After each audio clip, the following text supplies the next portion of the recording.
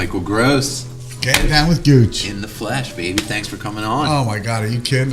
Couldn't wait to be on. I love this. I'm really excited because I know you've got a lot of great stuff that, you just did Wolfstock and, there's so much I want to talk to you about. I've been wanting to talk to you about, but, I just kind of want you, I love the way you explain the Wingman path and your whole positivity training. So kind of just refresh me on that. I'd love to. I'd love to. I love talking about it. And I don't know if you remember the story because it was, when you talk Wingman, sometimes when I first started, it would really get off on a different tangent sometimes, especially if I was talking with younger guys or girls. Because in that, what would you call it? That demographic. They're talking Wingman as someone who's helping in a social situation, right? And I said, well, not really. For me, it's, for my generation, you think of a wingman being like a pilot who's flying to the right and behind the lead pilot to help them be successful, right? Yep, absolutely. That's it. But the way the whole thing really started and the definition I now use is, I don't know how long, a while ago, I started on the radio. I did a radio show with Rita Stroud. Yeah, Rita, fantastic. I love Rita. I just spoke with her today. Coming down. I think I called in and talked on that show. Absolutely, right? once or twice. Yeah, we loved it. And what's the name of that show, by the way? It was called Talking Angels. Talking Angels. But when I started with Rita, I was like, Rita, I can't say the word angels. It's too weird to me. I don't believe in them. I don't know. And now, of course, I've become a big part of the angel community. Right. But I realized, I said, but I don't understand angels, but I understand wingmen. And, a wingman, whether you use the new modern vernacular or you use the old-time vernacular, it's the same. It's a friend who helps you be successful when you chose a mission. Yeah. But then I was talking with a friend of mine and a mentor, a guy by the name of Dr. Bernie Siegel. Okay. And back in the 70s or 80s, he was a guru, man. He was one of these crazy, but he was a physician who was one of the first physicians. He was like a Yale oncologist for kids, pediatric, something crazy. I'm not exactly sure what. Right. But he wrote a book called Love, Medicine, and Miracles. Oh, I like that title. And he talked about what we talk about when we get together. And positive energy. That's where it comes from. Love and forgiveness, man. Two of the most powerful. Such a great vibe. Yeah. But anyway, he said to me one time, so I'm walking with him. We're walking his dogs around his neighborhood. I used to do it with him after. I met him doing the radio show, and somehow he lived in my, if you believe in coincidence, he lived in my sister's I call that area. Serendipity. He lived in my sister's town, and so anytime I'd go up and visit my sister, I'd go call him and take a walk with him. And that's fantastic. Unbelievable. And he must be said nice to pick a guy like that's brain. So he said to me once something I'll never forget. A lot of things I'll never forget, but this is apropos for the conversation. He said, Mike, do you know the definition of a wingman? And I said, Bernie, yeah, I know the definition. It's all over my website, of course. And he just sort of ignored me. Right. And he said, a wingman is an angel in heaven with only one wing who grasps onto another so they both can fly. Wow. So that's my definition. Did that blow your mind? Blew my mind. I was like, whoa. I wrote a blog about it. I was like, whoa, what happened there, man? But ever since, I've used that as my definition. I've used it as my definition. That's fantastic. Yeah, it was crazy. Because, that gives people, and opening it up like that, anyone can kind of perceive it the way they want to perceive it. So that kind of, it's all kind of the same thing. It's someone who's there to help someone else. But I love your whole concept of be your own wingman, that you can kind of accomplish helping yourself and serving yourself as your own wingman. Absolutely. Because there's so many people out there. I just met a guy today. I went to a doctor's visit. Okay. And he said, he had a dog with him. He had a French bulldog with a spiked collar. His name was JP. And the dog or the guy? The dog. The dog's name was JP. I think his name was JR, the guy. Okay. And so the dog comes up and just starts, Buckwheat and I love dogs, and especially Buckwheat. And so this dog's just all over Buckwheat. You can probably smell art animals and stuff. So, and the guy comes over and starts talking to us, and he says how he's been in prison for most of his life, and he was a young guy. He was probably in his mid to late 20s, and been in prison a lot of his life. Was shot by the cops, and that's how he got his spinal cord injury. And believe it or not, I was with a lot of gunshot victims when I was at McGee. A lot of people would get shot, whether it's gang violence or just something getting robbed, something like that. Chain. Apparently, there's a lot of shooting. But anyway, this guy was saying my family bailed on me. After I got paralyzed, I don't have any friends. This dog is the only thing I have. Loves me unconditionally, and his vibe, something about him. This guy, and he was ready to change his life. He was positive. That's awesome. This dog really changed him. So I gave him my card. I'm like, I got to be this guy's wingman. I was like, you got to come down to the country sometime from Philly, and we'll hang out under the tree, and you know what I mean. So it's a nice thing. Yeah, you did a nice thing. That's the whole, and that's why I love your wingman philosophy, because it works on so many levels. It's been working for me, and actually, it started as Be Your Own Wingman, and has now evolved to the Wingman's Path to Positivity. And it's been so, and ever since I started doing that, I don't know when I started, maybe a year ago, I started a group on Facebook. So every morning I do a positivity practice for my group, and it's a growing group, and all these other groups keep asking me to share it with their group. So your group is the Wingman's Path to Positivity. Right. So if they search that in Google, Facebook or Google, or even just Google that, right? Google it, it'll come to Facebook. Yeah, that's what I mean. Absolutely. The link will come up. So or just go on Facebook. And definitely and definitely any of your it's friends. Okay, anyone. you can look at the camera. I was talking to John, and he said we either look at the camera or we look at each other. Okay, look at the camera. And look nowhere else. Look at each other. Okay. Yeah, but, it's funny you mentioned dogs though, because this weekend we're both dog people. For sure. One, my wife and I. This is an interesting fact. Maybe you don't know. Old Jane. She's gonna kick my ass when I see her. She will definitely let you hear it. She'll laugh when I say it. She'd kick your ass. Yeah, but her and I have been. We house and dog sit around the world. So we've been traveling a lot. Because the whole Wingman's Path idea is that you create a life of your choosing. Right, and talk. Well, before you get into that, talk a little bit about. I know we had a conversation about you and Janet, your wife, sat down and did kind of a wingman exercise to get you into that launching point of traveling and how you guys closed. So, talk about that a little bit. That was great. It was so we sold our house.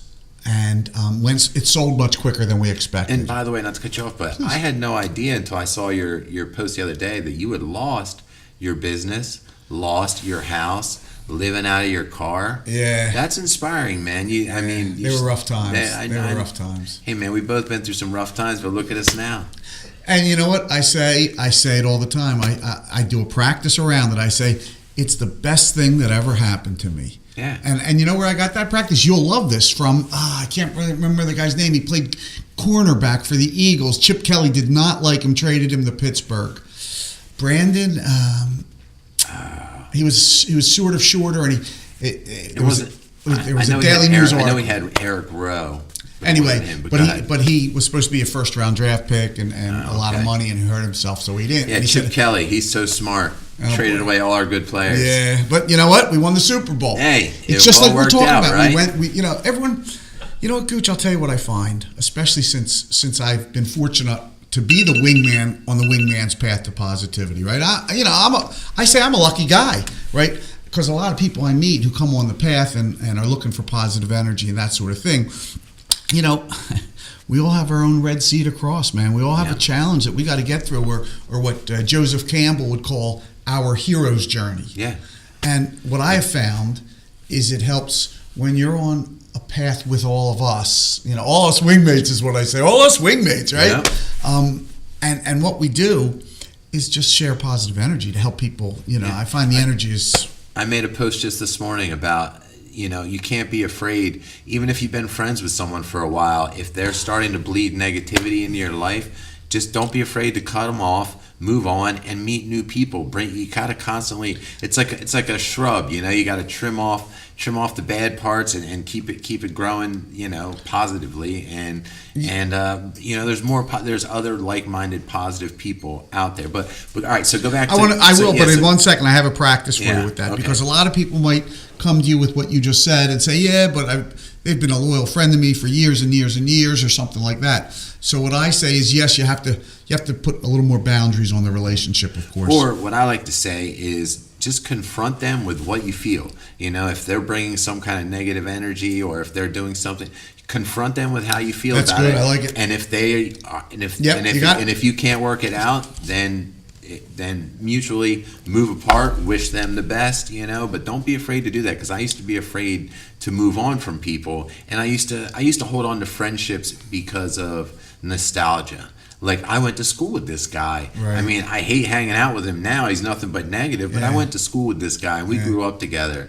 And then it got to a point where it's like, you know what? If he's bringing or she's bringing negative energy to my life, that's it. It's more important. But So one of the things I found with that is what I do when I'm with old friends or something, and there's a lot of negative energy, and I see negative energy a lot, and you do too. Yeah, it's everywhere. It's everywhere. You turn on the TV, I'll tell you walk what outside. I go Iron Man suit on. I love it. Iron Man suit on, and if you're a woman, of course you can do the Wonder Woman bracelets, because or the Susie Storm invisible shield thing. Gotcha. Well, because what I find is unless you are able to bring the positive energy yourself, you're too susceptible to negative energy. Well, you're Uncle Ben to me. You know that. And as Uncle Ben, I think I understand energy, and I understand positive energy, and it's a challenge to stay positive when life's beating you up, man. Absolutely, physically, mentally, emotionally. There's so many people struggling out there, and what's that saying?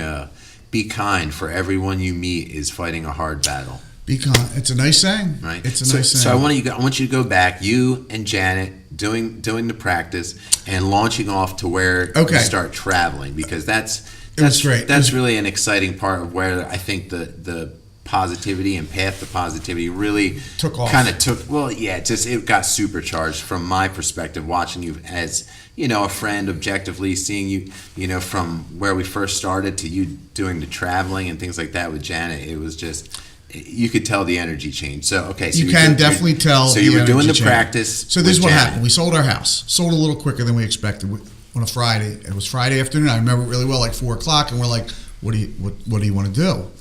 And we sort of had a soft plan, of find an apartment until we decide, and just keep work, But I said, I have a practice. Let's do a Wingman practice, which is we're going to close our eyes. We're going to pretend it's exactly 1 year from today.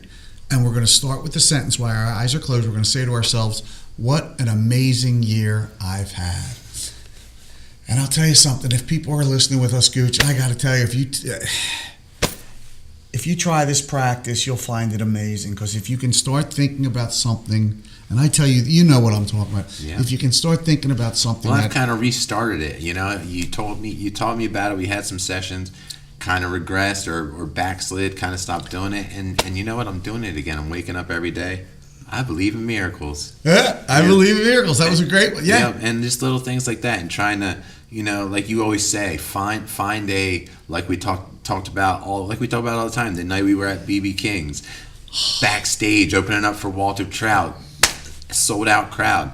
One of my favorite nights of my life, and I thank you for that. That was awesome. It was your first time backstage. I was never backstage, and with Walter Trout, it was like a religious experience. Yeah, and after they loved you, but they were there for him, and he was religious. He was. Well, I mean, it brought me great joy when you said, "I've never been backstage," and I'm like, "Dude, come up to New York City, and the last train leave at 1:22." That's a story that's worth telling again. Go ahead. Well, we both love that story. Yeah, well, we'll tell that after you go ahead and finish with you and Jane. You're doing the practice. So we're doing the practice, and so we close our eyes and we both say to ourselves, what an amazing year. And for me, what I thought of was, I'm getting out of this big old house. I'm getting into an apartment. I'm lowering my finances. It's going to be so great. I'll have the relief of not worried about it. I mean, it's a big old Victorian house, and it costs with a big new mortgage. I think. Well, let me ask you a question. How? Because I find with a lot of people, they get attached. They attach themselves to things, and if they've lived in a house for a while, this is my home. It's a big attachment. I've made a home here. Yeah. How do you detach from that? Because I think that's a big part of how people can change and move forward in life, and I think it's really important. But it's a very difficult thing. Let me finish the first thing with the practice, and then we'll come back to that. Great. That's a great question, because the Buddhists will certainly say you can't be attached to anything. That's the cause of suffering, right? But with what we did with the practice, so at the end, I had that feeling of just relief. And Janet, as soon as we were done, said, I want to travel.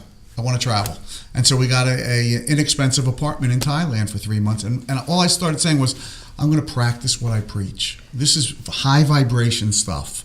We are, and I'm telling you, Gooch, getting on the plane, she was like, "It's okay." I was biting my nails. You're like a kid going off to college. Like, I was nervous. I want to go. I don't want to go. I remember my daughter crying to me from college. I was like, and Janet would be saying, "We can come home in 2 weeks. It's okay. We can come home." Janet, the voice of reason. She's, you know what?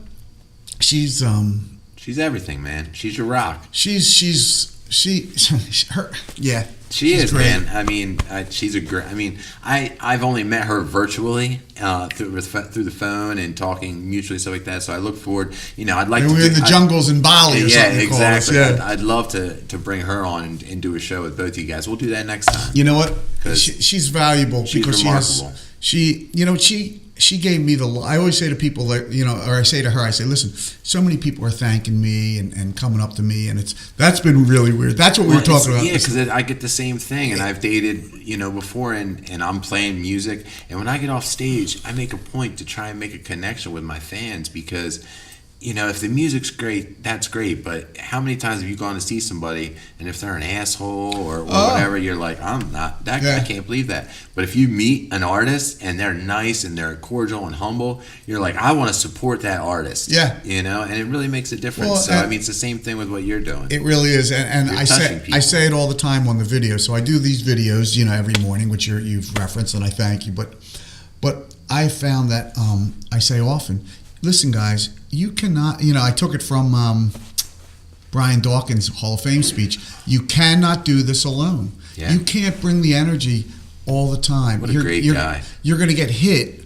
And I'm just talking positive energy, not Brian Dawkins stuff, but you get knocked off track, man. It's easy in this lifetime. I don't have to tell you. We both know. It's easy, and all of a sudden you get knocked off, and now you're in it's easy to fall in the rabbit hole and get stuck in there for a few years. Yeah, for sure. And some people never get out. Yeah, and so you were talking about dogs.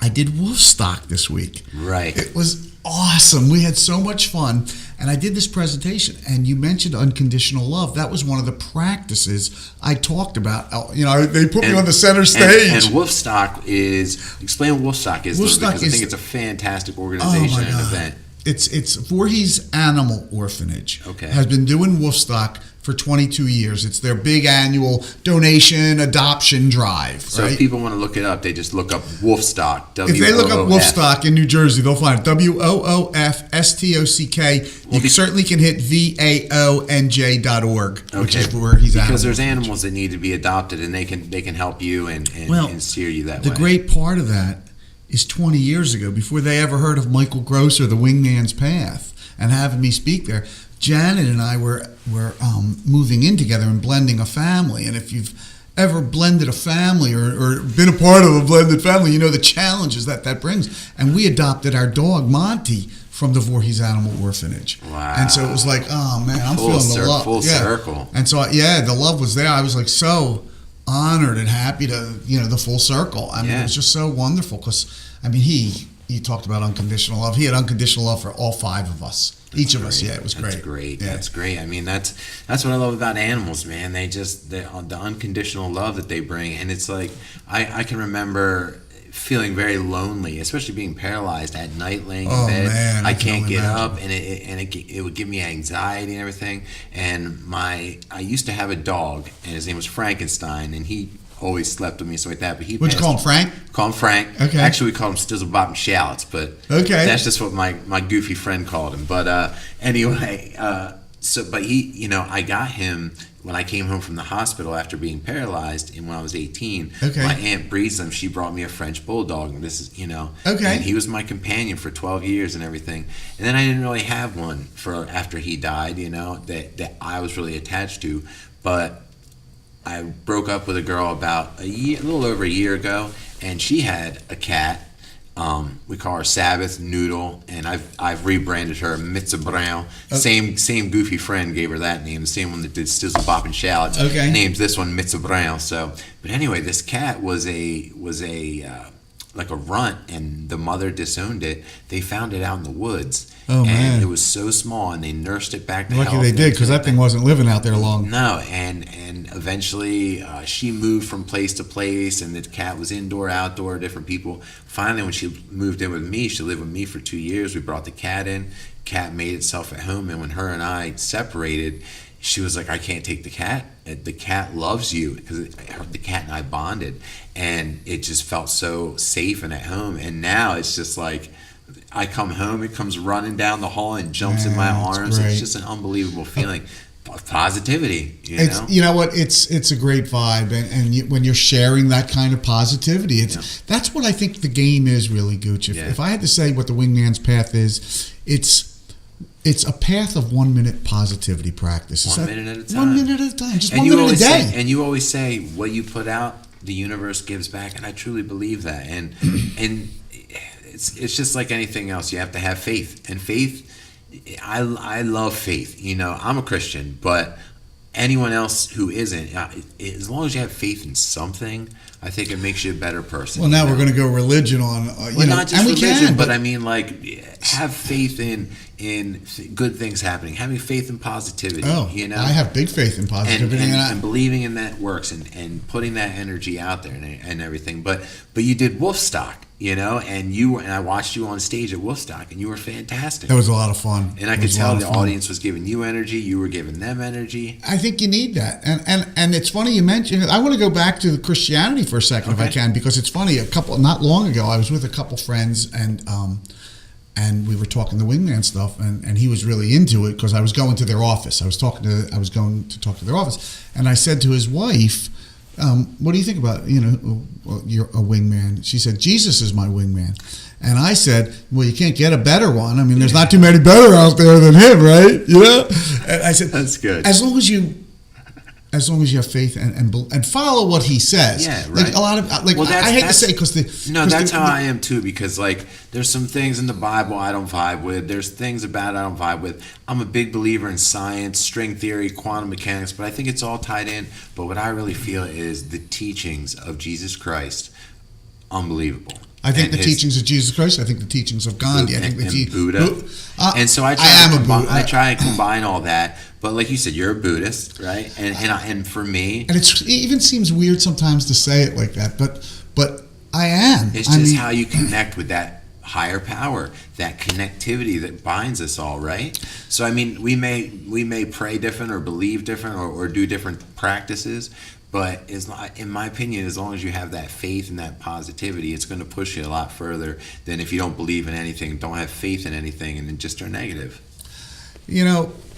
It takes practice. It takes practice. Absolutely. Because being we're all divine beings. Like if you're going to believe the teachings of Jesus or Buddha or whatever, I mean, Jesus certainly will say you're no different than he is. He just understands things a whole lot better. You know what I'm saying? He understands the rules of the universe a whole lot better than we do.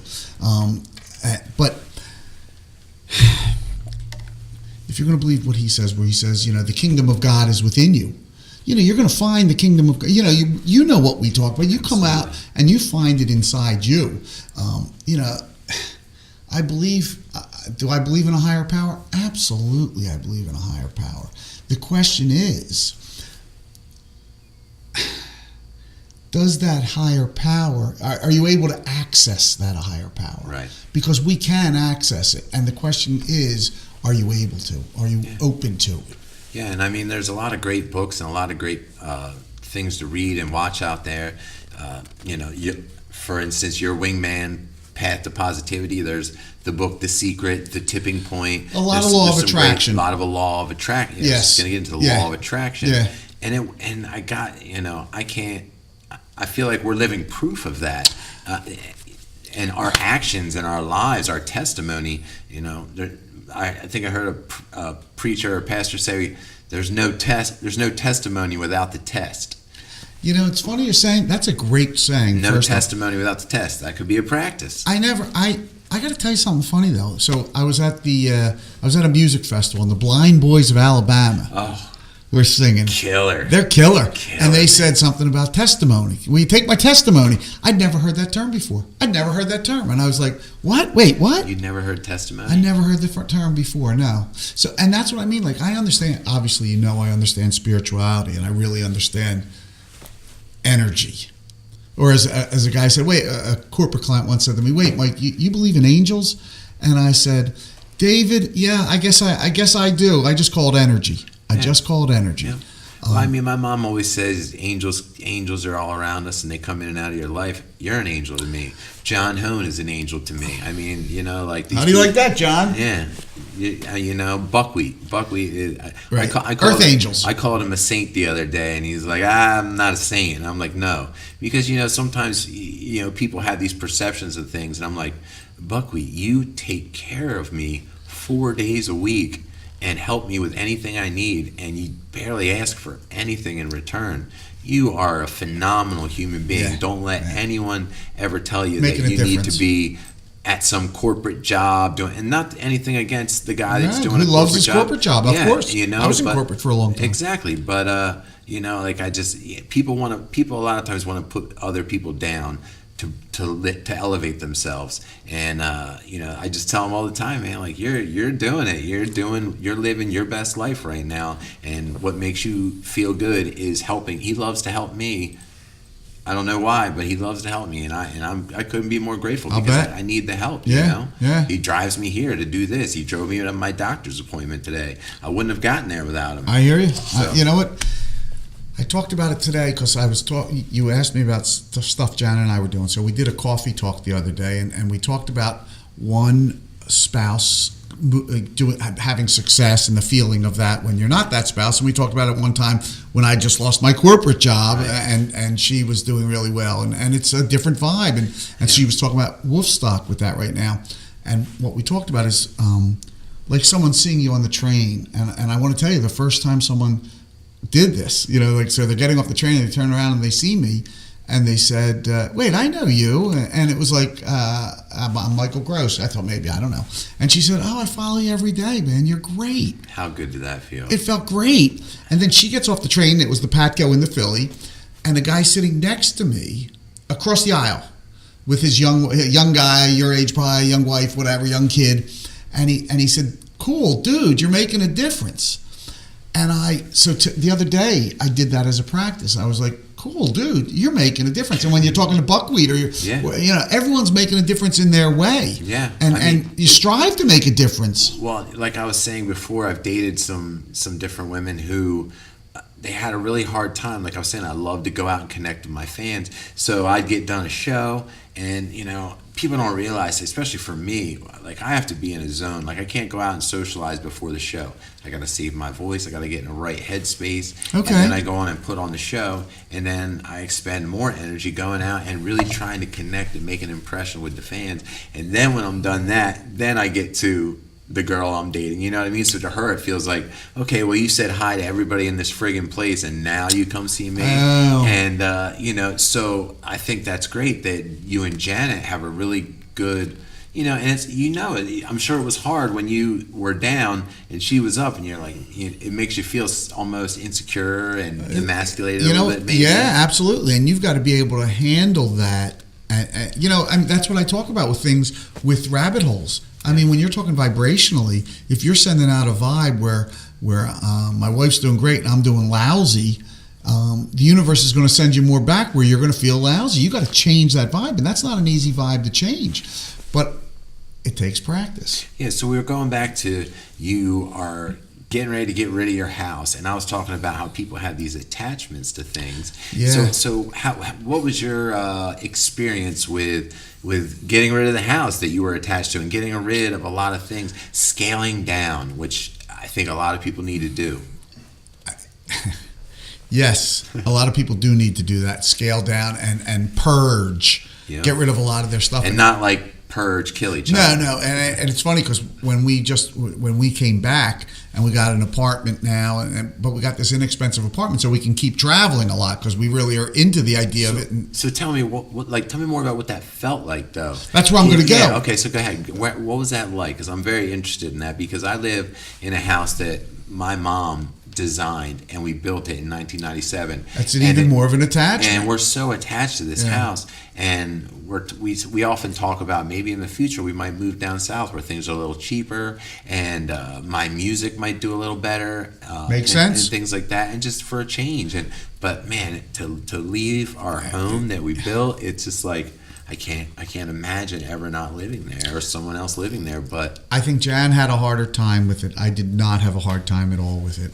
However, when we came home, what I was going to say is we got this apartment and all Jan said was, I do not want to get back into the head frame of getting stuff all over and getting attached to things. Hoarding almost. And I think a lot of that came from my Buddhist training and Gooch, I didn't tell you. I told you the Zen Master, the whole thing with the Zen Master. You gave me this, and it was like, refresh my memory because I remember you talking about it. But ended up meeting a Zen Master when we were in Thailand and hanging with him for like 4 or 5 days. Because you hurt your leg. I hurt my leg, and what happened was I hurt my leg when we were just visiting there for a couple of weeks, like regular, like a regular vacation. So something that could be perceived as negative happened to you. You hurt your leg. Not only hurt it, I tore my quad tendon 5 days before we were going to Thailand. And that probably was horrible. Terrible. Yeah. I felt like not only did I feel like a stupid idiot, and you can cuss on here too. You can say I felt like an asshole. Yeah. Well, there's no greater pain, I think, than or no poorer vibration than when one is beating themselves up. Sure. When one is beating themselves up, and I was beating myself up. We're going to visit my Janet's daughter in Thailand. That was just for a vacation, and I tear my leg up, right? So he lets me go, but when I'm over there, I'm exploring this place, and I'm just beat up because I have a wrap on my leg, and I'm using a cane, and I'm a little tired. So as I sit down, a Zen master sits next to me. Lo and behold, from a traveling Zen master from South Korea sits next to me with some disciples, and they talk broken English. And did he have like the robe on and everything? Oh, of course. Not only the robe, so I end up meeting him the next year. We hang out with him for 4 or 5 days. Hanging out with the Zen master. It was crazy, Gooch. We're walking around Thailand, and monks are coming up to this guy and bowing down to him and looking at him. I feel like they're looking at us like, who the hell are you? Like, what are you doing?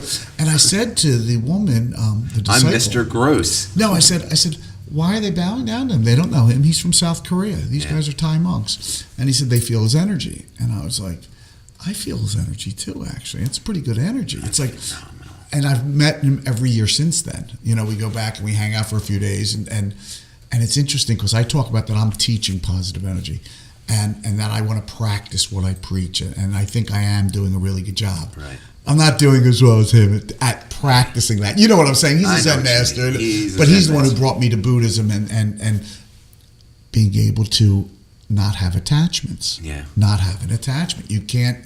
When you're attached to something, that causes pain and suffering. Well, yeah, we're attached to the Eagles, and look at this loss. How much did we suffer? That's why I was wearing black today, man. Right? How much did we suffer this Sunday? And it's crazy. Like, how attached do we feel to those football games? Absolutely. Our hearts are racing. Our blood's boiling.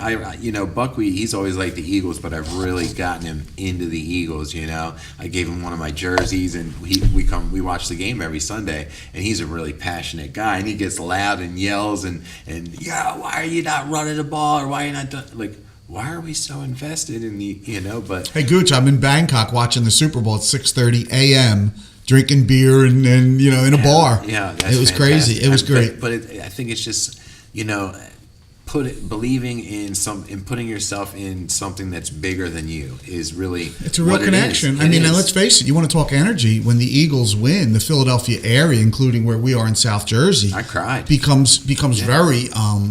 the energy becomes so much higher. The whole area becomes pumped up. And when that happens, you get a lot more financial energy coming into the area because of people visiting now. Yeah.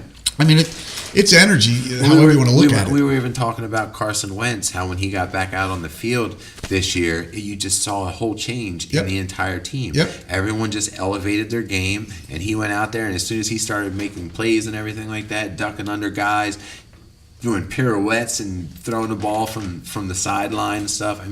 You could see smiles and energy and more effort from these guys. Absolutely. And it was just contagious. So what you're talking about is absolutely, it's real. whether people want to believe or not. It's real. Well, it's real, and if you don't believe, it's a shame. And I talk to people all the time who don't believe, and I'm like, okay, why are you here? Why are you talking to me? Because this, if you want me to coach you, it's all about your vibration. And the sad it's part, all about your vibration. I find like the sad part is when people want to poke fun at that type of stuff, like poke fun at your getting up and being positive and not doing your wingman videos, because they're out there. There's the haters out there, or the haters out there. They're like, oh, you're for me. Oh, you think you're doing this, or you think you're doing that. There's people like that, and sometimes, especially with Christianity and religion and stuff like that, there's other people who are afraid to talk about it because they're afraid of how they'll be perceived or how they'll be judged. And I think that goes with a lot of things, not just religion or well, I think unfortunately for Christianity, obviously the church has it feels to me like religion has become man's taking God and capitalizing on it. That's true. And that's unfortunate because there's a lot of great things. Obviously, God is God. And a lot of people who aren't familiar with different kinds of religions, they hear religion or God, they think Catholic Church, and they want to make fun of priests and things like that. But there's just so much more to it. But I mean, even beyond that, I'm just trying to get to, you can't be afraid to have self-awareness, know who you are, be confident in it, and own it, Well, and that's what you do, and that's what I love about you, is because you get up and you smile every morning, and I know you don't feel great every day. As I said at different times, I say, look, if I'm going to be the wingman on the wingman's path, then you're going to know my emotions, because I'm going to have to share them, because I'm also going to share practices with you of how I deal with them, and I call it, but the thing that has changed with all my practicing is I've become much more aware of energy. So now I recognize what I call a twang in my vibration. You get a little twang. You know a twang when you're a musician. My arm right here says, life's too short for bad tone. There you go. So when you have that twang, now I catch it very early and I practice it out because I'm aware of what I'm doing. You talk about awareness. I'm aware of the energy. But the thing is, if you allow it to fester, momentum. Momentum grows. And so that when you talk about making sure you're positive each day, hey, I'm not. If I have pain, there's other ways. I don't pretend I don't have it. I don't look at my gas tank and put a happy face over it and don't worry about whether I have gasoline in the tank. I just make sure I know. I sort of follow my dog's rules. You mentioned dogs. Yeah. Like, you get hurt. It's okay to take care of yourself and go lick your wounds. Go off by yourself, lick your wounds, and come back again strong. I'm a big believer in that too. I think you have to.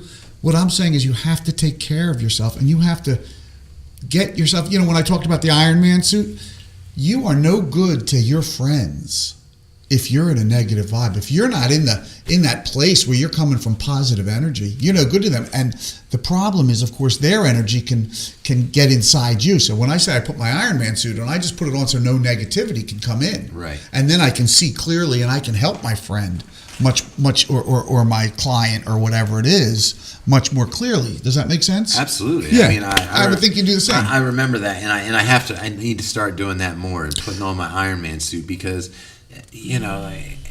For me also, I think it's important, especially for men. I feel there's a lot of stigma out there for men to not be emotional, not talk about their feelings and things like that.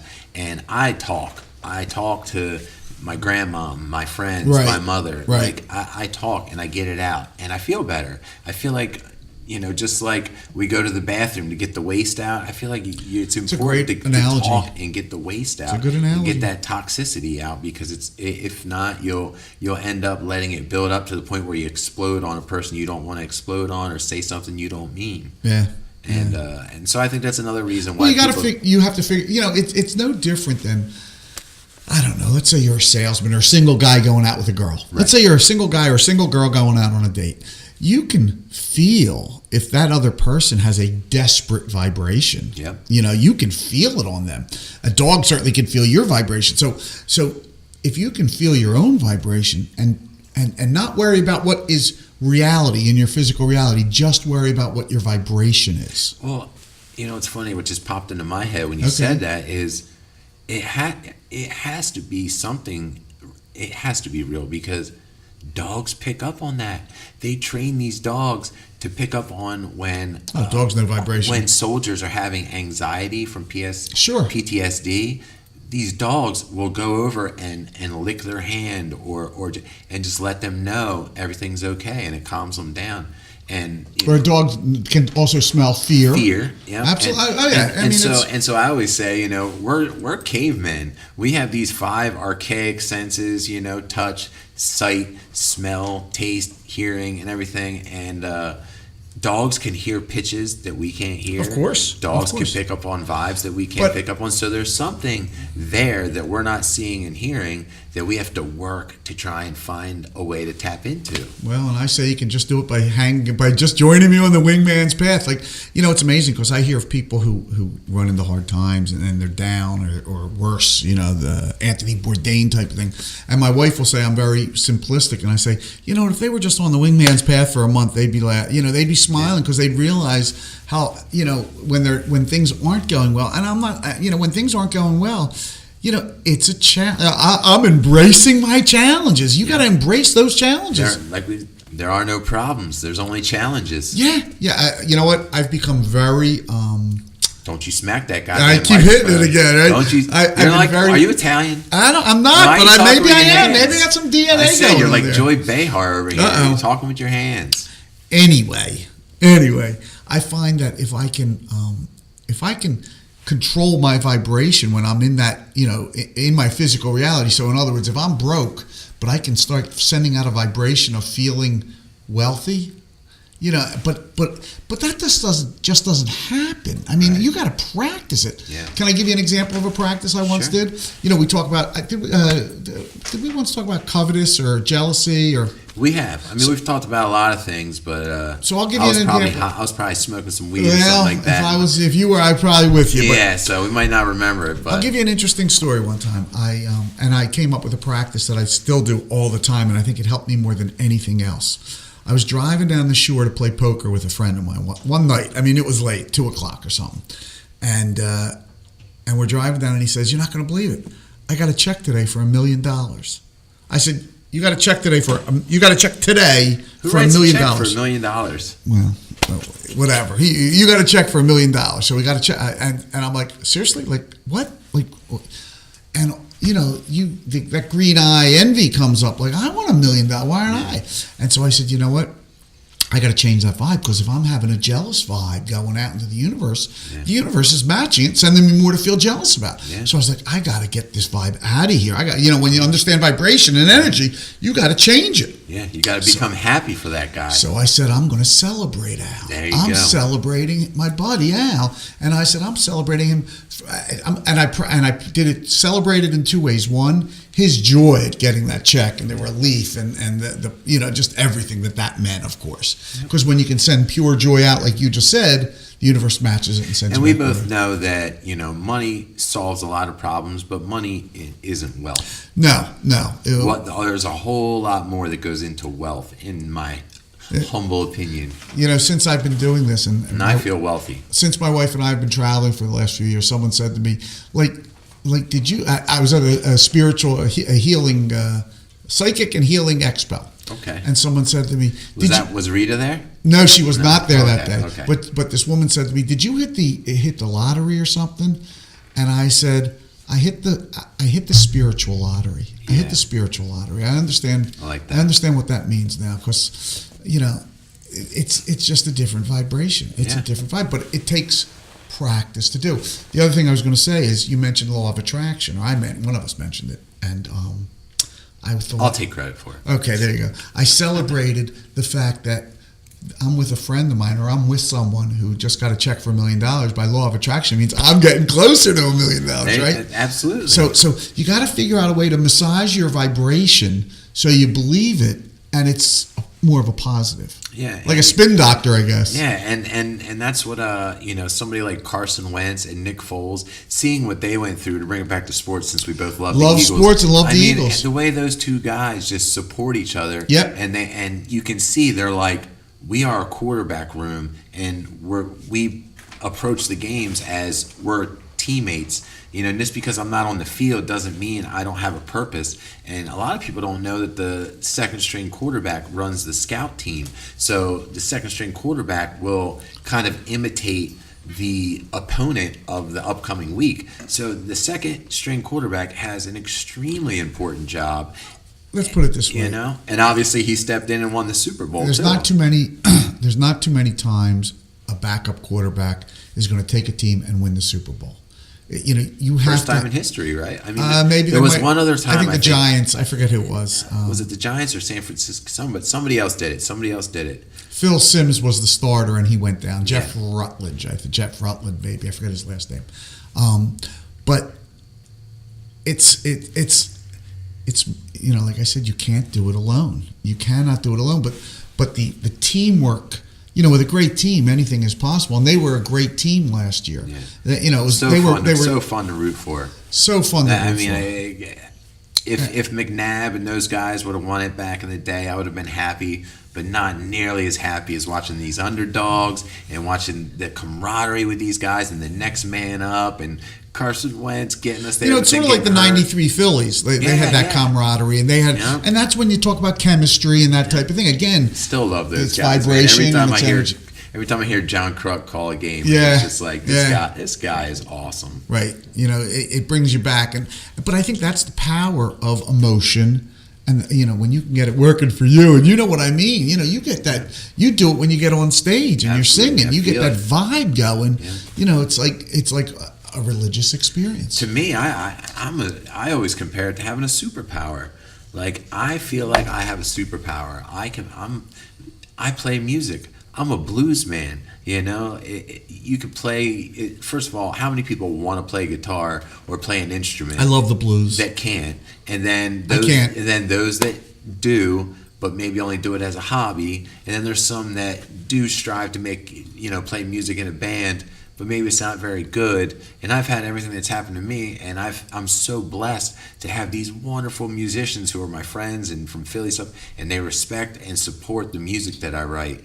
And to me, like, I couldn't be more humble about it, because these guys are phenomenal, and the fact that we all share in the vibration, it feels like a superpower. When I get off stage, I don't feel any pain. And I think I talked to you before about how they've done brain scans and shown when musicians are jamming with each other, their whole brain is lighting up. I can imagine it. The whole brain's lighting up, so it's like you can't even feel the pain in your body because you're just focused on so many things. It's phenomenal. I can understand. I would imagine it's the same for athletes or any people performing. I mean, when you get that adrenaline going, you raise up, you raise your level. It's like a mom who pulls a car off a kid. You know what I mean? Like, there's countless stories like that. I mean, crazy stuff happens, and you have to believe in miracles. I mean, miracles happen every day, and you know it, and I know it.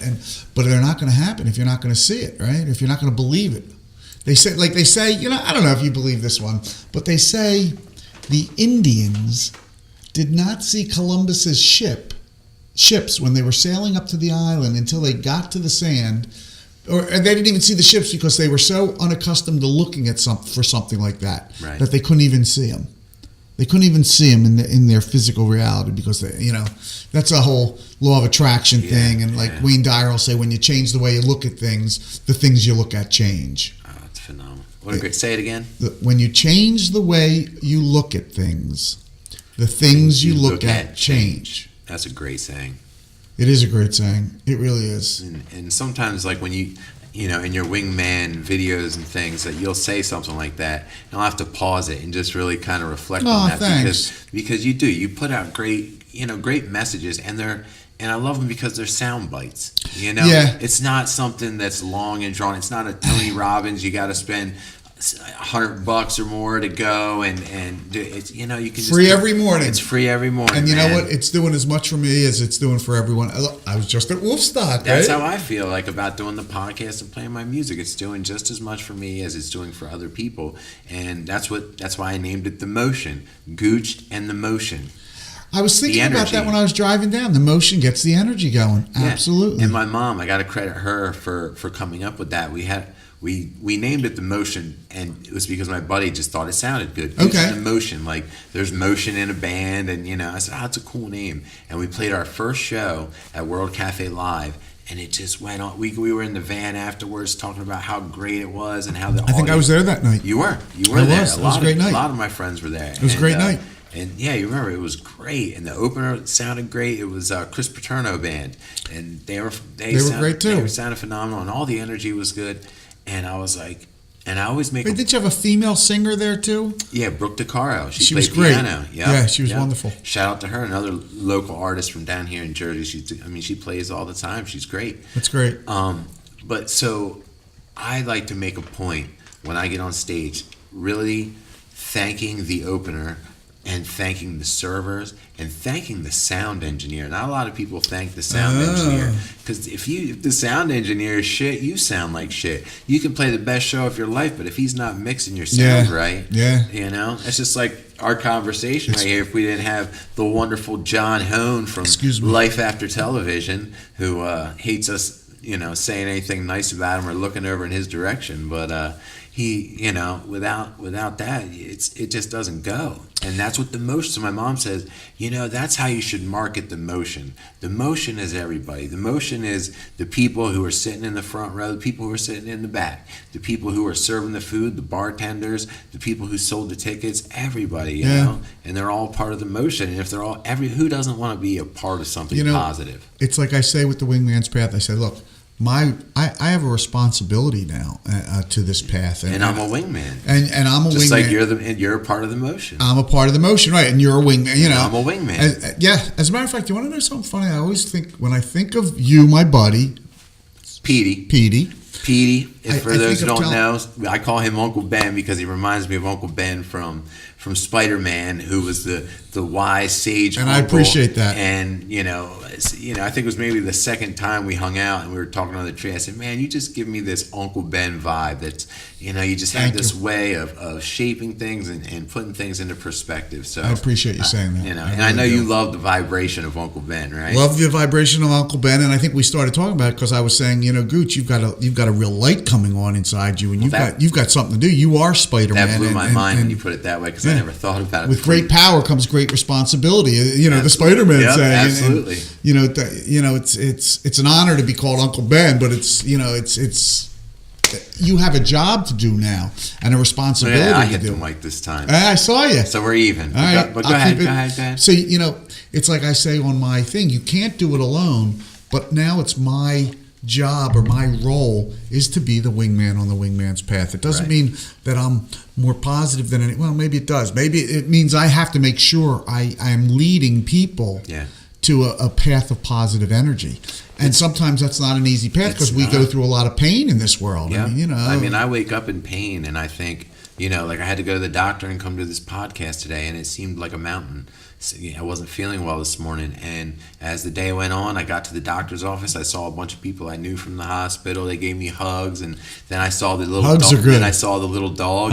Dogs are good. And I connected with the guy who said he was in prison, didn't have any friends, and he was just excited to meet Buckwheat and I, and asked if we could connect. Instantly, he was like, "I'll look you up on Facebook. I want to come down to the country. That sounds cool." And he just needed a friend. He was a great guy, and he had great energy. His energy was great, and I wasn't going to judge him because he'd been to prison or shot by a cop or anything like that, you know, because I was in that hospital with people who'd been shot by cops, and we're in the rec room playing spades and things like that, like we're in prison or something, and they're great. They were all great guys, just caught up in different circumstances. You know what? That happens. It happens, and it's a difficult thing. But again, you got to bounce back.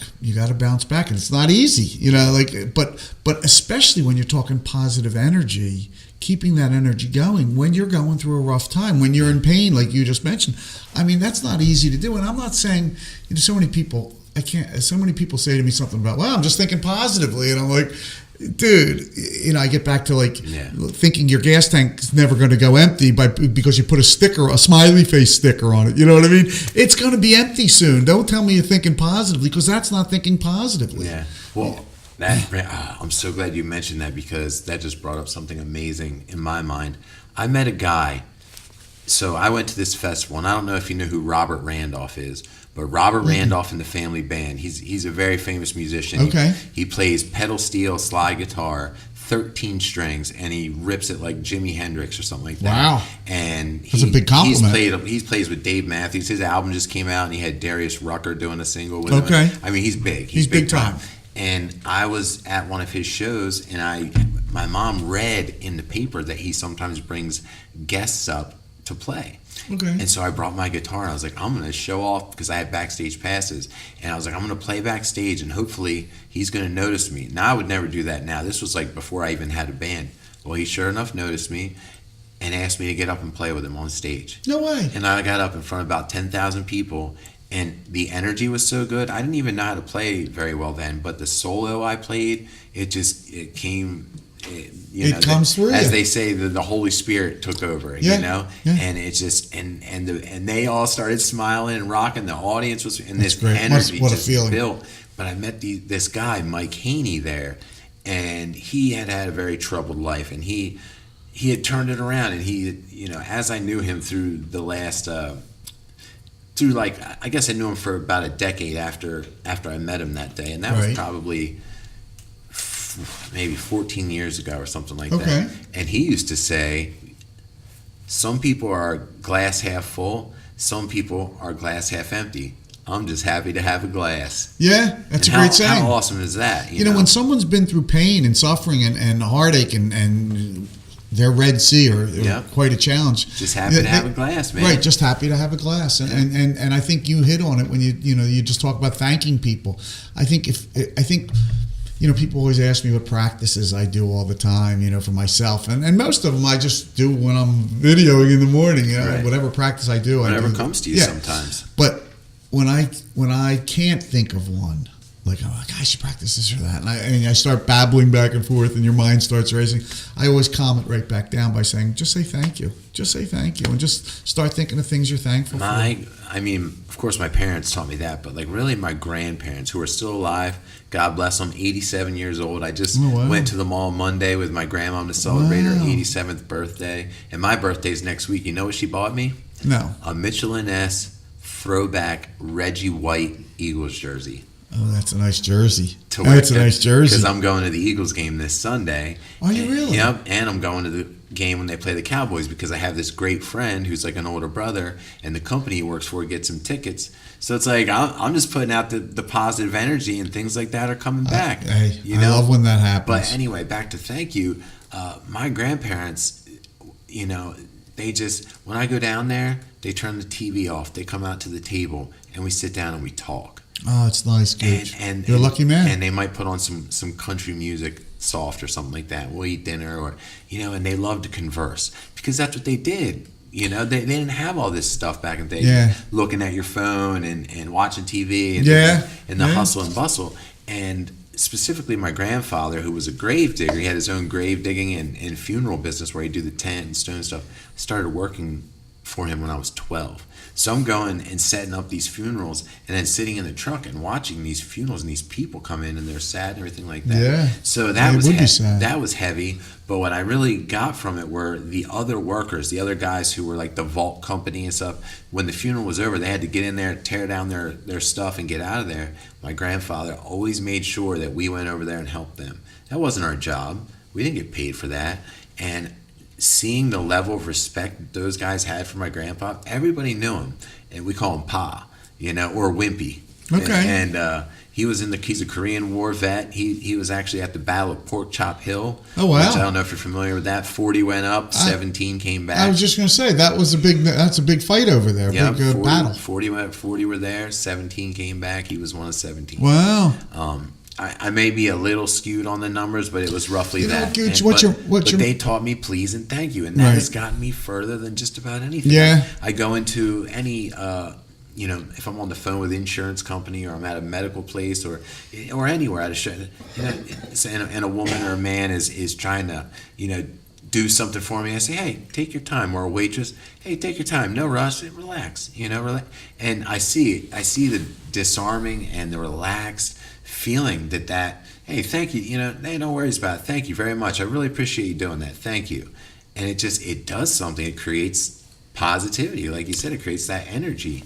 It does, and it also relaxes them, which I find when someone is more relaxed, they're going to do a better job. Yeah, because So, it's like you said about Carson Wentz. His energy, it changes the rest of the team's energy. Now, that's true of everyone on the team, of course. Right. But, of course, him being the leader, it's his energy that's changing for the best. well, they were even. I mean, his energy was so infectious that I think several players were baptized the season of the Super Bowl.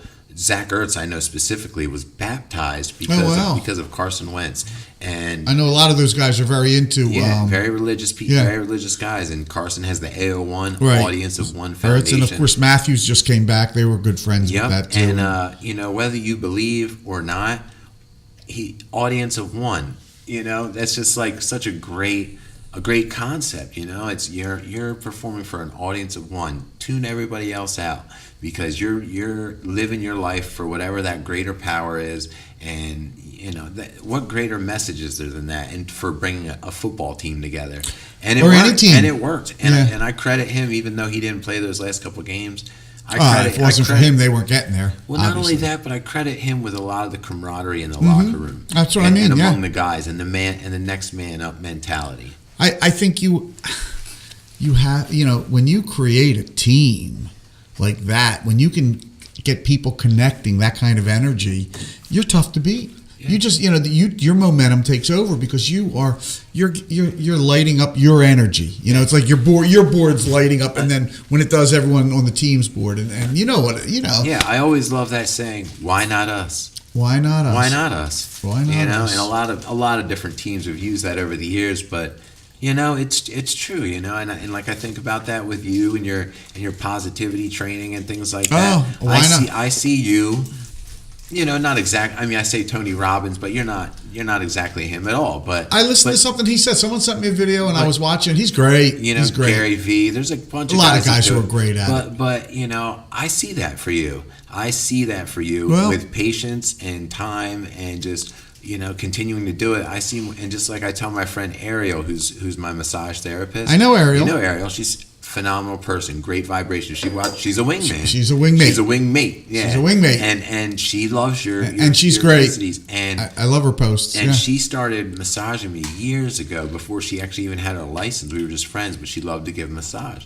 And I was like, you should go to school for this. And she did. And, I'm not trying to take all the credit, but she gives me a lot of credit with supporting her and helping her. And now she's really just branding herself and building a life she wants to live. Her schedule's full. She's massaging all the time. She's living the life she wants to live. And that's all it's about, in my opinion. And I think that you're helping people.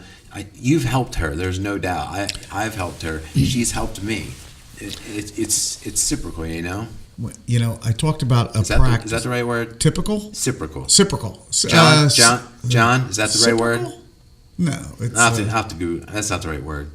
Anyway. It's like a circle. Or it's It like is. a merry-go-round. It's like what I said up with and the down and around. Circular. With the Voorhees Animal Orphanage, it was full circle for me because I adopted Monty from there. So it's John, you Google reciprocal. Reciprocal. I forget what that word means. And then we're going to see if I'm right or not. When you can do something like that, when you help someone, Gooch, I don't have to tell you, when you help someone, you don't realize, the positive energy that comes back to you is crazy. It's phenomenal. Like, and you never know what a small spark of positive energy can do. It's funny because one time we talked about not a blessing in disguise. This may be the best thing that ever happened to me, right? Yeah. Better than I imagined. Better than I imagined. I was coaching practice. a woman who had just come down with breast cancer. And I was thinking, man, I don't know if What are you my gonna say? 1 minute practices are strong. So I was going to visit my sister, and I went to visit Bernie, and I was like, Bernie, I don't know if my 1 minute practices can handle someone going through breast cancer right now. And he said to me, Mike, you never know what a spark of positive energy can do. So 75% is just showing up, right? right, or 80 or 90, I thought I read, but so I know that's some kind of another saying that people say, is it just a big part of things? It's just showing up. You don't know what's going to happen. Show up. Show up, be open. Yeah. So go on. So what happened with you and this woman? She had breast cancer, and so how did she find you? I came back and I said, this may be the best thing that ever happened to you. Well, how did you find? Is she a friend of yours? She was, I don't know, she found the Wingman. She found. Okay, she so found me for coaching. So she found you Yeah. and sought you out for coaching. Right. Okay. And we talked about what was going on, and somehow we came up with this practice for her, saying this might be the best thing that ever happened for me. And she said, she told her daughter, and her daughter said, "Ma, it might be. You never know." And I find that when you start practicing this type of thing, it becomes, you don't know half the time whether you're practicing it or not. Like I always say about, when this really came to be is when my car broke down on Thanksgiving Day one morning, right? My car broke down and I was mad because I knew I was supposed to get it taken care of, and I didn't get it taken care of. That's the worst. So I'm beating myself up. You got no one else to blame but yourself. Right, and now it's broken down, but it's broken down on Thanksgiving morning, and I say, "Oh my gosh!" And I'm like, "All right, Wingman, what do you say about this?" And I'm very sarcastic and very pissed, and it was the first time that anything ever really shot back to me. And I heard, practice what you preach, find the positive. And so I started finding the positive. And as I started going through positives, like I said, well, my car's parked in a parking lot in my hometown. That's pretty good. I mean, that's a positive, right? Yeah. It's Thanksgiving Day. If I broke down, everyone's safe. If I broke down on the road, it would have been impossible to get something taken care of. So I'm like, wow, this is really great. Things are great. But how lucky I broke down here. How lucky I am. Hold on, we got the definition. Reciprocal. I'll show it to you. Well, was I right? The word is a near synonym in most cases to reciprocal. Yeah, I was right. Nicely done. I was right. Done. You are the grammar king. All right. I am a bit of a writer, so reciprocal. Yeah. Reciprocal. Good word. Good word. Good All word. right. So, Proceed. Wait, where were we? I don't know. Okay. You were talking about some bullshit. Positive energy.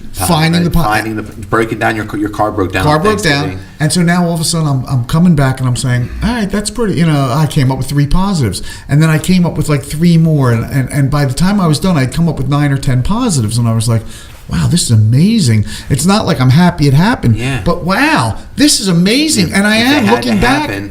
I'm glad it happened here. So what ends up happening, I say, listen, I'm going to take it back to the place I bought it instead of having a mechanic fix it. The warranty was up. Right. I said, because they're going to help me because the warranty was just up. They got to help me. And I knew there was a problem with the car because I had it at the shop, the dealership. So you're already kicking yourself a little bit. I said I was going to sell it when the warranty was up, and I never did. So I send it back to them. So Monday now comes. So it's Thursday's Thanksgiving. Now it's Monday, and I'm working in health insurance. I'm working at my job, and I have a deadline to reach. And at 11:45, the guy calls me from the dealership, and he says, "Mike, this is how much it's going to cost. I'm sorry, we're not helping. We can't help you because we helped you once before after the warranty." And I was like, and he said, and also, I don't know how to say it, but we don't really want the car. I mean, we know what the car is, and we don't want it. And I was like, and I was only looking for wholesale value. But they knew it wasn't a great car. So I was like, man, that's terrible. I said, all right, fix it. And I didn't have the money to fix it, but I was like, all right, you fix it, and we'll figure it out. So what happened an hour later? And I was really surprised, Gooch, because I was like, come on, man, my energy was so high. I had a plan of attack. I knew everything that was going on. I was going to share my daughter's car. She had just moved into Philadelphia and was leasing a car and could not keep leasing. Didn't want to keep leasing it. So I said, I'll take over the lease. You can have your car anytime you want it, because I knew she wasn't going to use it at all. Right. She was living in Philly, working in Philly. Right. So I have this whole plan. An hour after the guy calls me, a woman calls me and says, "Hi, Michael. I don't know if you remember me. My name is so and so. You used to do our health insurance and I said, yeah, right in Haddonfield." And she said, yeah. She said, well, I'm with a new company now, and we just got our insurance renewal. I'd like you to look at it. And I said, great. I'd love to. It's a new client, right? Right. And I said, by the way, what do you do? She said, well, I work for a small attorney in Pennsylvania now. We specialize in lemon laws for cars. You're kidding me. I'm not kidding you, Gooch. And from that moment on, I knew, you know what? If you can practice being positive, if you can change your vibe, things change. Because what happened from that point on is everything I wanted. They gave me wholesale value for the car. They gave me $3,500 back. I shared my daughter's car, saving us both money. I got a bunch of cash back. It turned out to be a real positive in my life. Yeah. But you don't know that when you're first seeing it. When that obstacle or that terrible thing. There's a Garth Brooks song. I think it's called sometimes the best thing in life is unanswered prayers. Great point. Which is very deep, because people pray for things and ask for things that they think they want, and sometimes if they don't get it, or it's like an unanswered prayer, it works out in a different way. And I think that because people don't know what they want often. I find they think they know what they want. I think the key to creating a life of your choosing, what I say on the Wingman's Path all the time, is number one, know what you want. And be very clear with the universe and yourself about what you want. Which goes back to self-awareness, knowing who you are, what your shortcomings are, just as much as what you're good at. Because I found in my, with doing my foundation and playing in the band and just life in general, for me, when I see people who think they got it all figured out and know everything, they're not doing as great as someone who might. You got to be open. You got to to know how to teaching. delegate, and you got to say, "Hey, I'm not good at the web design stuff.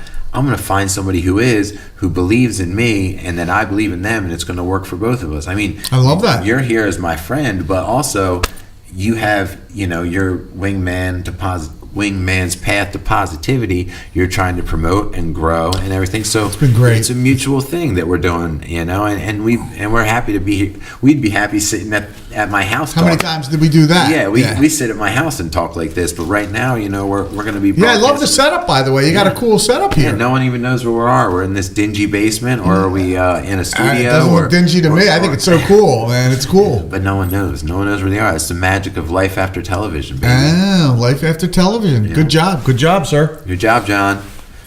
But even with this, from the first episode, we didn't have this desk. I was holding a microphone and talking into it. Then the next one, I think that's an evolving process. Everything is. And that's life. That is life. But I didn't take those as failures. I took those as learning experiences.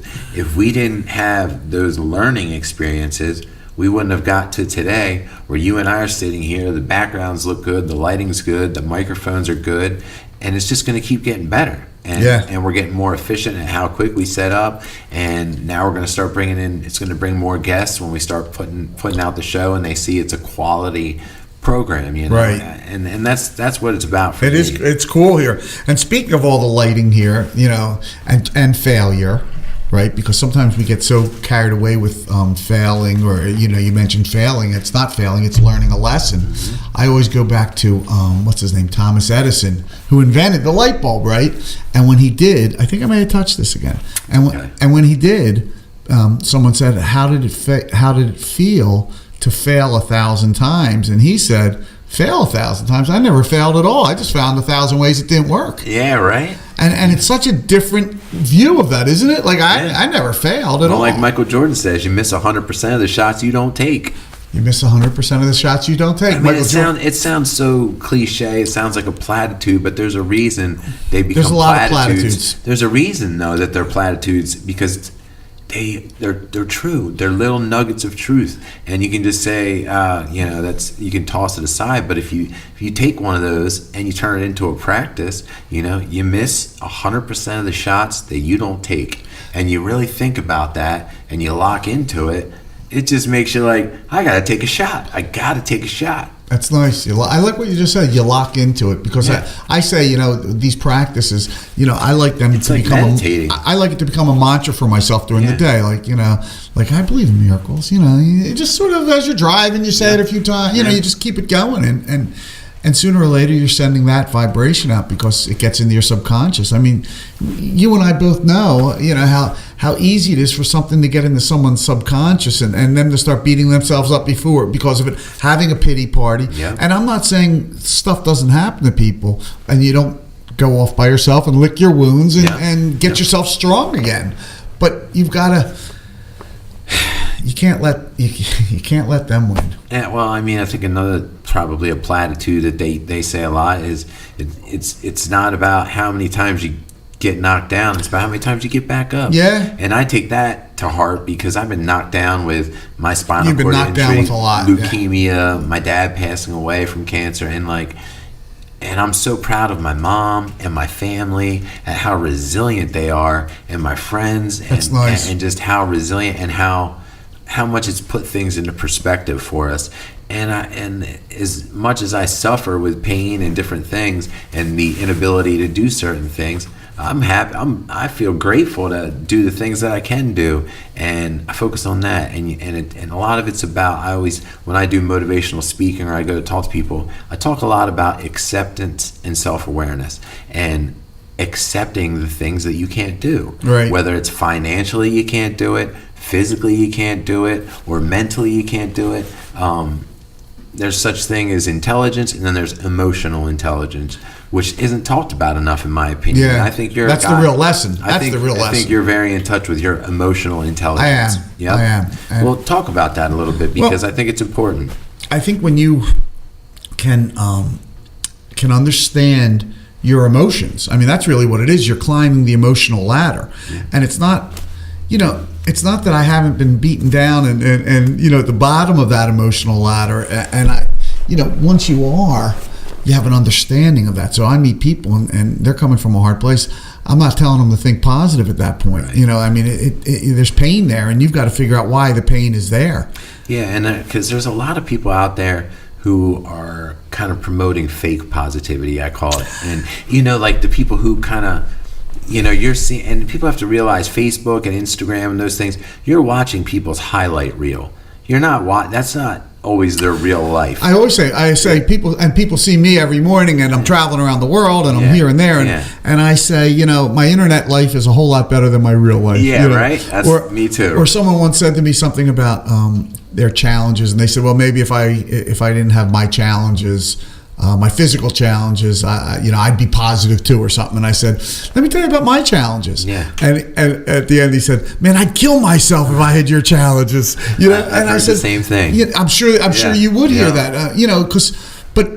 But when what it is. When you focus on your challenges, they become bigger and bigger. When you focus on the solutions, they become bigger and bigger, and it enables you to realize you can keep going. And the game is to figure out what helps you to keep going. I'll give you a great idea when people talk about practicing positivity. I don't want to. I'm practicing positivity. I'm not feeling that pain.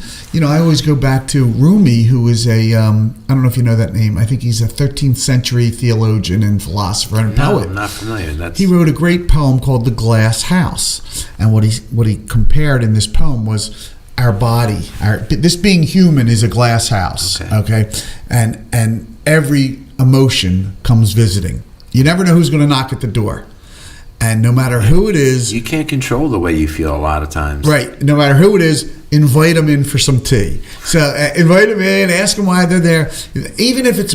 Get to know them a little bit. What does he say? Even if it's a flock of crows coming to empty your house of everything, of all its furniture, they're just opening it up for new furniture to be delivered or something like that. Well, I always tell people, people are like, how are you so positive, and how are you out doing this with your challenges? And I always just say, happiness is a choice.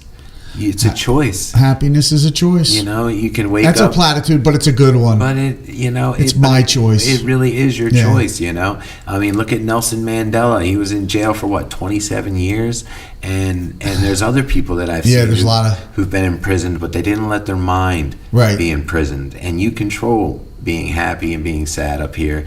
And I'll tell you a funny story about my mom too, who is a big part of, you've met my mom. Love your mom. She's a big part of, why I'm still going strong and everything. So I'm at the hospital, and this is right after my accident. I'm 18, and I had just started getting up in my wheelchair after a few months, and I'm moving around and stuff like that. And I'm thinking, here I am paralyzed. How horrible is this and everything like that? I've gone through all this, and not really thinking how awful it must have been for my parents. As soon as you said your mom, I thought, oh man, that must have been such an ordeal. And now, after watching my dad pass away from cancer and some other things I've been through, it's like, oh my God, I was unconscious and on drugs for a lot of the beginning of that. They were probably just shell-shocked, Yeah. And so I'm on the phone with my mom this one day, and I'm at the hospital, she's home, and I'm kind of joking with her. She was having a little bit of a rough day, and I said to her, yeah, well, Mom, I'm paralyzed. And she goes, yeah, well, get over it. and it just was like, get over it. Okay. Right, get over it. Time to move on. And she was serious. She was, yeah, well, get over it. Yeah. And I was just like, holy shit. Like, Yeah, did that's a my good mom one. just tell me to get over being paralyzed? That's funny. And, it's like, that's some of the, it's still in me today. To remember, just get over it. You know, Go. your example is just so obviously more obvious because it's physical, but so many people face a new normal in their life. Obviously, yours is very apparent, but a new normal can be anything, you know, and so many of them don't accept that there's a new normal in town, and they're still living on the old normal, and it's not the same. Yeah, the old normal for me was playing guitar like Dave Matthews and John Mayer, upright with my hands. Of course. And I couldn't figure out how to do it, and it broke my heart. And anytime they'd put that guitar in my hands, I'd start to try and mess with it, and I'd cry because it would just be so heartbreaking. And then my grandpop, he kept pushing me, why don't you try slide guitar? Why don't you try slide guitar? Okay. And eventually, I tried slide guitar, and it just, at first it was just like, something, and I'm making some sound, and now I'm just having fun in my room. And that was my goal. I just want to make music in my room. I just want to be able to have a little outlet. Okay. And then it just kept growing, and it built momentum, But I had to accept that I couldn't play the way I used to play. New normal. I had to find the new normal. Yeah. And now I'm out playing shows. Like we said, I opened for Walter Trout. Who would have thought Walter Trout, the great blues legend, has like 20 albums out. Just this past year had the #1 blues album in the country. And he's on that tour, and I get to open for him at B.B. King's in Times Square. Hey, and Gooch, Michael Gross I was there, man. It was one of my favorite It was nights. magical, It was such a great night. The story. Can I tell that story? Now we tell the story. The 122? Do you remember that guy's name? No.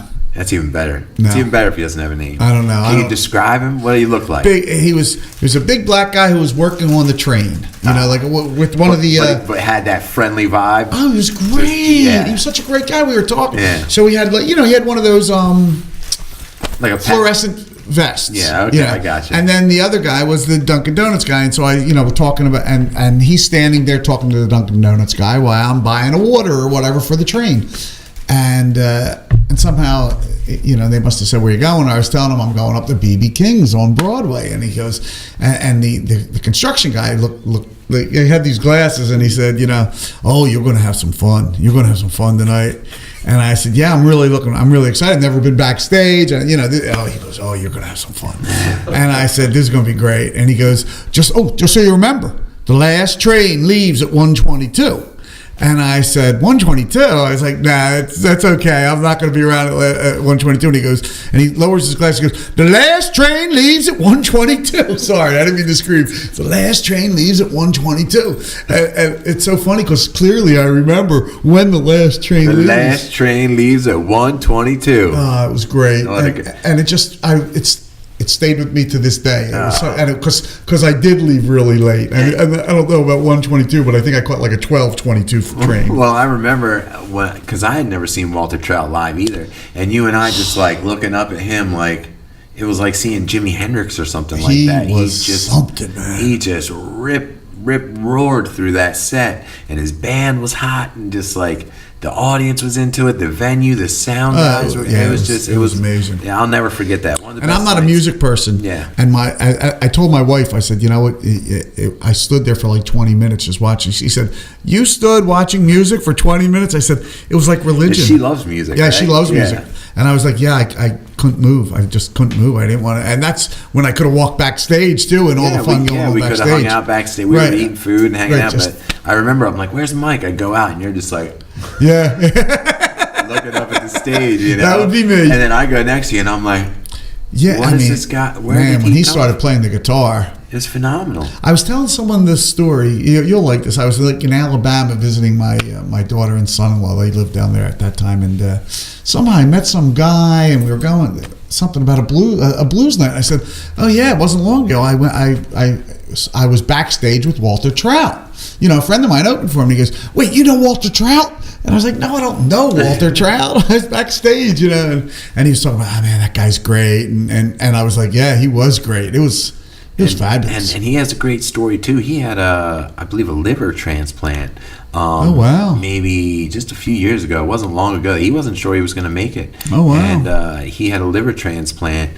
And after he did, man, he had a new lease on life, and he called in a lot of favors and had some big time blues artists come play on this new record. And it was his 16th record. And if I'm not mistaken, he'd never had a #1 blues record. Oh, wow. Now, a lot of people, if you were to talk to Eric Clapton, he would be like, Walter Trout. You know? Oh, really? Yeah, because Walter Trout's been around a while. Hey, and look, like, I thought the guy was... and he is famous, but he's not like Eric Clapton famous, right. you know? And but like, you know, he had Joe Bonamassa and some other guys play on his record and stuff like that, and it went to #1. It was his 16th record, and I'm making my second record right now. Well, that must be some inspiration and it for is. you. It's inspiring because it's like, you know what? Forget about... You know, I want to make it for the art. I want to make it for, and we talked about legacy before. Legacy is important to me. And after my accident, because like I want to leave something behind. I want to leave a vibration behind that people can tap into. In my mind, I always think, man, I bet Jimi Hendrix never would have guessed in 2018 people would be playing his music, covering it, and wearing T-shirts and putting up posters of him. You know, if you told him that, he'd probably been like, "You're crazy." Yeah. You know, and. Not that I'm going to be famous like him, but just the thought of some young kid having a band and being like, oh, I found this guy, Gooch. He's an old kind of bluesy artist, and check out this song, and I think we should cover this song, just like I do with, you know, I find an old song or an old thing, and I'm like, oh, guys, we should kind of redo this and make it our own. And just the thought of somebody doing that with one of my songs and carrying on that legacy, it's a nice thought. Phenomenal. That, and between that and the foundation, which, you know, is about music therapy. It's all about, for me, legacy and leaving a lasting vibration. Well, it's helping others. I mean, it's our connection. You know, there are those, like you said, what is it? Audience of one. Audience of one. I think of us, all of us, as one. In other words, we are. My belief is that we are all connected. So if one of us is going to be happy, in order for us to be happy, we all have to really be happy, and you gotta bring it up from the bottom, and that's not an easy thing to do. And Buckwheat said something like that the other day, something like, "We're all just experiencing consciousness in a different way. We're all." Wow. Buckwheat gets That's deep. Yeah, Buckwheat. Wait, what did he say? We're all just experiencing. We're all just experiencing consciousness, but from a different perspective, in a different way. Absolutely. But we're all connected through consciousness, but we're just experiencing and I love that. and learning through this consciousness through different experiences, you know, and he's having his experience, and his experience feels just as real, and his problems feel just as heavy as my problems do. So I don't like to look at, you know, I'm in a wheelchair and I have a spinal cord injury and my problems are worse than your problems, because I don't believe that. I believe if you have a problem, like you hurt your leg, that feels as heavy to you as my problems feel to me, because that's your threshold of, you get what I'm saying? Like, that's your threshold of bottom. Well, your bottom is different than my bottom, but bottom feels the same. When you're working with people, sometimes everyone has their problems, and they think, you can't, no one understands my problem, because but everyone understands your problem. You know what I mean? And another thing my mom told me was, you should be grateful that your disability's on the outside. People can see it, because there's a lot of people. And I always say, everyone has a disability. Everyone has some kind of disability. And there's a lot of people, especially this day and age, a lot of the youth, they're experiencing depression and anxiety and turning to drugs and coping mechanisms and things like that. I know. And it's hard to put a finger on what it is. Is it, all these gadgets and all these things? Is it they're spoiled? Is it they're... I don't know what it is, but there's definitely a lot more of that going on. And I think instead of meds and drugs, people just need to tune into that inner vibration. And we talked about meditation before, and it seems so silly. Oh, meditation, and that's hocus pocus. But you go out there and you meditate somewhere in a field, and you really get away from electronics and stuff like that. And they even talk about you can literally ground yourself, take your shoes off, put them on the earth, your electric current in your body will even change. It makes good sense, actually. I like that. And just studying things like that has opened my eyes. And when I do meditation, even for 10 minutes, just deep breathing and things like that, you get an endorphin rush. Your brain starts to release dopamine and endorphins and serotonin and things like that. And it's funny. Part of the reason I started the Wingman's Path was because I once heard someone say, because when you meditate, you're really supposed to shut your mind off. Right. But I had heard someone say that it's easier to turn your mind positive than it is to shut it down. And for me, I knew that happened because every time I tried to meditate, I would fall asleep. I mean, and I'm talking a lot of times, and I'd always fall asleep.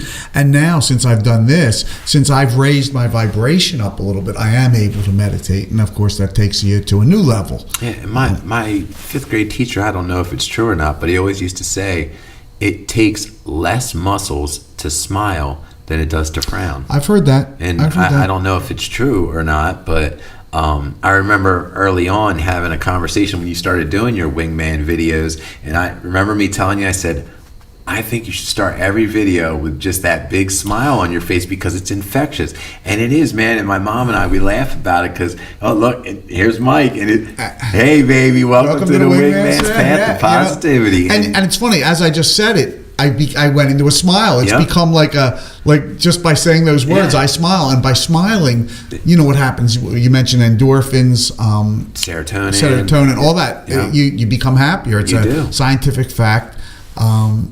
And I always say I'm not a scientist, but when science and Eastern philosophy agree on the same thing, because there's a great quote from the famed Buddhist monk Thich Nhat Hanh, who says, sometimes your joy can be the source of your smile, but sometimes your smile can be the source of your joy. So just by smiling, you're going to get happy, right? You're just going to get happy. Yeah. And it's like, well, all right. And obviously, there's been so many studies that, like you just said, with endorphins and serotonin, and when you smile, those physically, you release those chemicals in your brain, and it just absolutely gets you going. Well, talk to me about a little bit what you got coming up. I know we got a wrap soon, but coming up. So what do you got coming up in the future and stuff? And how can people get in touch with you? They can go to the Wingman's Path to Positivity is your page. It's a Facebook group. The Wingman's Path to Positivity. You can go to thewingmanspath.com. Okay. Thewingmanspath.com. Thewingmanspath.com. Or you can go to Be Your Own Wingman, or write to me, Michael at BeYourOwnWingman.com. Okay. But absolutely watch the morning videos. You'll see where I'm coming from with it, and the energy is infectious, and it's so great sharing positive energy with everyone, because you know what happens. We all get that little. I always say, when there's a lot of us sharing that little spark, that we can carry it with us, and share it with our friends and family and neighbors and what have you. And how great is it when you, as you're doing it, when you see the comments come up? That's great. It's a blast. It's bringing you just I know positivity. I'm making a difference, and it makes me feel really good. And when I do that, the vibration is overwhelming. I mean, it's so heartfelt, and so I feel so fortunate to be able to help someone else, because when you do, it just helps you so much, and it's just been so wonderful, because my wingmates help me more. I always say more than I help them. It's just like get all that energy going. It's reciprocal. And we'll end it there. That's a perfect place to end. Thank you for getting down with Gooch, Michael. I love getting down. Gooch, I love you, brother. Whether we're here, whether at the tree, wherever you want to be, I'm in, man. Always. Awesome. Thank you. Thank you again.